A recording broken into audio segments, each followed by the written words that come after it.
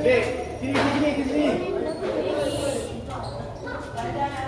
Okey, tadi kan kita dekat lokak sementara tadi kan? Kita akan bawa banduan dekat sini. Okey, ini tempat bilik banduan. Okey, banduan bila sampai sini, banduan dia tak boleh pilih bilik mana yang dia nak duduk. Contohnya dia masuk, dia kata saya nak duduk bilik 3. Bilik 3 ni ada pakcik saya. Suka hati dia. Saya pakcik yang akan tentukan bilik banduan. Okey, banduan ni kita tak letak satu bilik ni India, satu bilik Cina, Melayu tak ada, kita akan campur. Contohnya lah kalau ada 5, dia letak 2 Melayu, 2 India, 1 Cina. Okey, bilik ni paling ramai pun kita letak dalam 9 ataupun 13 orang. Kita tak letak dengan nombor genap, kita letak dengan nombor ganjil. Okey, bila banduan masuk ke dalam sini, pintu ni kita kunci. Kita kunci. Oh. Kita pakai pintu Okey. ni saja. Contoh. Faham? Okey. Tadi kan bila pagi, bila kita dah buka bilik ni, banduan boleh duduk sini. Sini sampai daripada pukul 8 sampai pukul 6 petang. Bila ni sini. Dia boleh main sini. Kalau dia nak berak, nak buang air, dia pergi kat bilik nombor 12 tu. Itu bilik air dia. Okey. Bila malam pukul 7 kita dah tutup. Kalau banduan nak berak, dia akan berak dalam tong. Balik hitam. Nanti besok pagi, kita pakcik nak buka pintu, dia ambil tong tu, dia akan buang di bilik 12. Oh. Tapi awal tepi. Tepi. Cuci apa? Itu ada dua, satu untuk berak, satu untuk cuci.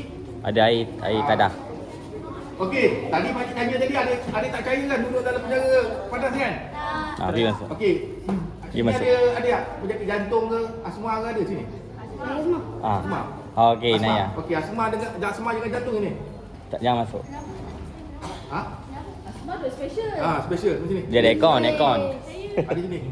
Okey, boleh tengok nak masuk. Boleh dah pengalaman. Kita rasa kan dengan tulang dia. Ada duduk, ada diam. Kalau bising pakcik tak akan buka. Tak jadi pula. Yes.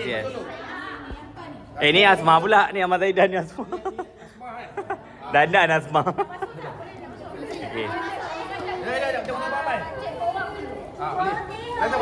Dah. Awak pilih sebelah. Awak pilih sebelah. Okey. Contohlah dah masuk. Kita nak tutup macam mana?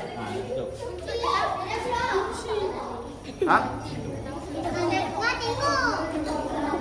Tak tahu. Okey, ada kata dah masuk, kita akan kunci sini.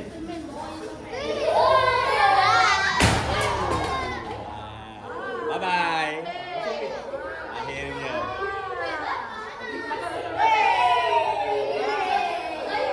Bye.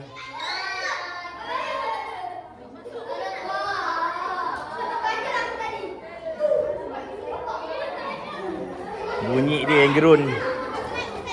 Dengar. Yes. Siapa lagi? Cepat. Dia buat kena wee pula. Cepat masuk. Okey. Cepat. Siapa tak semua kena masuk. Semua kena masuk. Awak sebut. Seorang lagi. Perempuan. Boleh.